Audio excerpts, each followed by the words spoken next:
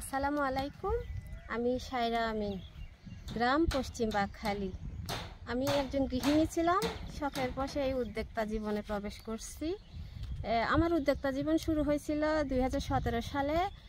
ইপসার একজন প্রাণী সম্পদ কর্মকর্তা এই আবু হেনার হাত ধরে সে আমারে মুরগি দিছিল। আমি সফলভাবে ওইটা করি। এরপর থেকে আমি এই চাষের প্রতি আমার একটা ঝোঁক ছিল, কৃষিকাজের প্রতি ঝোঁক ছিল, প্রথমে শখের বশে করা। এরপরে আমার এই কৃষি অফিসে তখন কৃষি অফিসার জনাব হাবিবুল্লাহ স্যারের সহযোগিতায় এবং আমাদের এখানকার উপপরিদর্শক টিটুরানী দাসের সহযোগিতায় আমি এই ট্রাইকো কম্পোস্ট কারখানাটা আরম্ভ করি। তো ট্রাইকো কম্পোস্ট করার পেছনে আমার কারণ হচ্ছে গিয়ে স্যার আমাদেরকে উদ্বুদ্ধ করলো যে বারবার রাসায়নিক সার ব্যবহারের ফলে মাটির গুণাগুণ নষ্ট হয়ে যায়, দরকারি অণুজীবগুলো নষ্ট হয়ে যায়। আর ট্রাইকো কম্পোস্ট, ভার্মি কম্পোস্ট, মোটামুটি জৈব সার ব্যবহারের ফলে মাটি ঠিক থাকে। ট্রাইকো কম্পোস্টটা বেশি উপকারী, ওটা মাটির ভিতরে দরকারি অণুজীবগুলো সৃষ্টি করে এবং ক্ষতিকর ব্যাকটেরিয়াকে ধ্বংস করে, গাছগুলোকে টিকায় রাখে।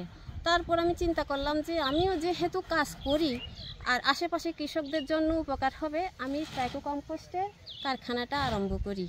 তো আবার একজনের কথা না বললেই নয়, সেটা হচ্ছে যে উনি আমার হাজব্যান্ড আব্দুর রহমান, উনি আমাকে সার্বিক সহযোগিতা করে যাচ্ছে, মানসিকভাবে সাপোর্ট দিচ্ছে আর অনুমতি দিচ্ছে বলেই আমি সবখানে যেতে পারতেছি, সব কিছু করতে পারতেছি। তার অবদান কোনোভাবেই অস্বীকার করার মতো না। তারপরে আমার এই ঘরটা আমি প্রথমে স্বল্প পুঁজিতে শুরু করি। উপরে ত্রিপল দিয়ে কাজ করছিলাম, বাতাসে বারবার নষ্ট হয়ে যাওয়াতে এখন আমি টিন দিয়ে ছাউনি দিচ্ছি। আর আমি স্বল্প পরিসরে শুরু করি কারণ আমার ধারণা ছিল যে কী রকম সেল হয় না হয়, তারপরে না হয় দেখা যাবে।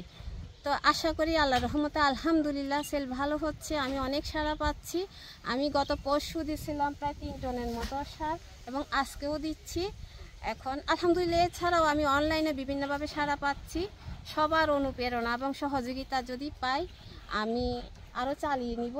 আশা করছি দেশের মানুষকে ভালো কিছু দিতে পারবো। আর ইনশাল্লাহ সবাই আমার জন্য দোয়া করবেন। আল্লাহ হাফেজ।